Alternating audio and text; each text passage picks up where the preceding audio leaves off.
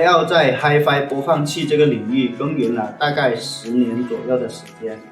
对于 Hi-Fi 播放器的研发，有一套非常完善的开发体系，主要从3个方面来体现。第一个是产品的质量，第二个是产品的音质，最后一个是产品的功能。飞奥 Hi-Fi 播放器的功能是非常齐全的，比如有双向 USB 解码、双向蓝牙解码、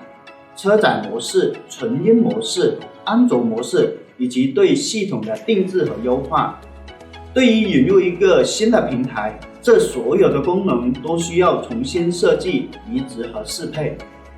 除了产品的基本功能以外，我们来聊聊平台的开发。高通平台门槛高，技术复杂，涉及多个子系统的开发，特别是音频系统。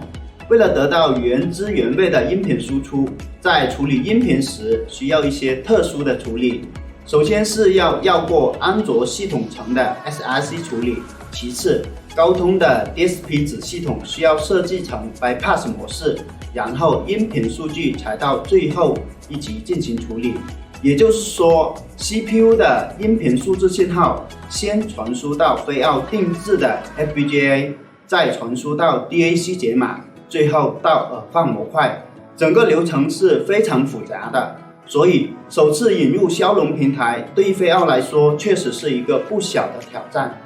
那为什么说这又是一个机遇呢？首先，在手机平台上，高通芯片在全球占有率是非常高的，很多用户对于高通平台是非常熟悉，用户对于我们使用高通平台开发一款 Hi-Fi 播放器有一定的期望。其次，疫情之下，我们希望能够潜下心来引入一个全新的平台，增加新的产品线，以满足用户的需求，进一步扩大我们在 Hi-Fi 播放器领域的影响力。所以说，引入骁龙平台对于飞奥来说既是挑战也是机遇，但是我们的宗旨都是为了更好的服务用户。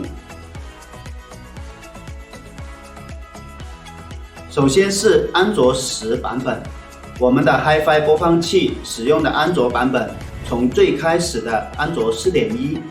安卓 5.1、安卓 7.1 到现在的安卓10，已经越来越接近主流手机使用的安卓系统版本。而 M11 Plus 所使用的安卓10是目前 Hi-Fi 播放器中使用最高的版本，算是一个比较大的创新。其次是快充技术， M11 Plus 支持高通的 QC 2.0、QC 3.0、QC 4.0 以及 PD 协议，充电电流最大可达3安，最高可达27瓦。有些用户有疑问，手机的充电功率都到了100瓦甚至更大，为什么我们的播放器才几十瓦？其实电子设备的充电涉及很多个方面，比如说产品的外观结构、应用场景和工作功率。这里我们主要考虑的还是产品的工作功率。Hi-Fi 播放器本身工作时工作功率就很大，如果充电功率也很大，整机发热会非常的严重，这个很影响到用户体验，所以我们在设计时很注重这一块。第3点是推出全新的 Auto DSP 算法，即飞奥第2代 Auto DSP 算法。Auto DSP 算法就是将所有的 PCM 音频数据全部转换成 DSP 数据，升级后的 Auto DSP 算法转换效率更高，耗电更小。第4点是 M11 Plus 设计了5种工作模式，同时在蓝牙解码模式下新增了 AAC 蓝牙解码，当然蓝牙编码也同样是支持 AAC 格式。另外，我们的蓝牙解码模式下新增了反向控制功能，用户如果需要切换歌曲、暂停播放等操作时，再也不需要在设备端操作了。最后一点是系统升级支持增量包升级，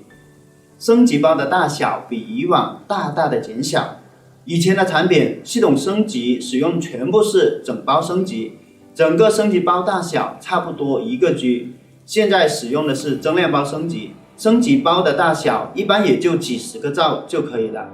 这个体验可以说是非常的愉快的。这个创新是飞奥的首次尝试，为此我们做了很多的工作。我们在系统上增加了很多种设置，用户可以根据自己的使用习惯和使用场景，设置滑动触摸模块的工作模式，比如滑动模块的提示音、滑动响应速度、滑动停留音量加速调整，以及滑动触摸锁定等多种应用场景供用户选择。然后增加 AI 算法，根据用户的行为习惯改变滑动模块的响应位置和响应速度。另外，根据用户当前的使用场景和听音习惯，适配合适的音量，不至于出现音量突然增加或者突然变小的现象。从多方测试和长期的使用习惯来看， M11 Plus 新一代智能音量交互系统是很方便的，相信您对音量的控制会得到前所未有的快捷体验。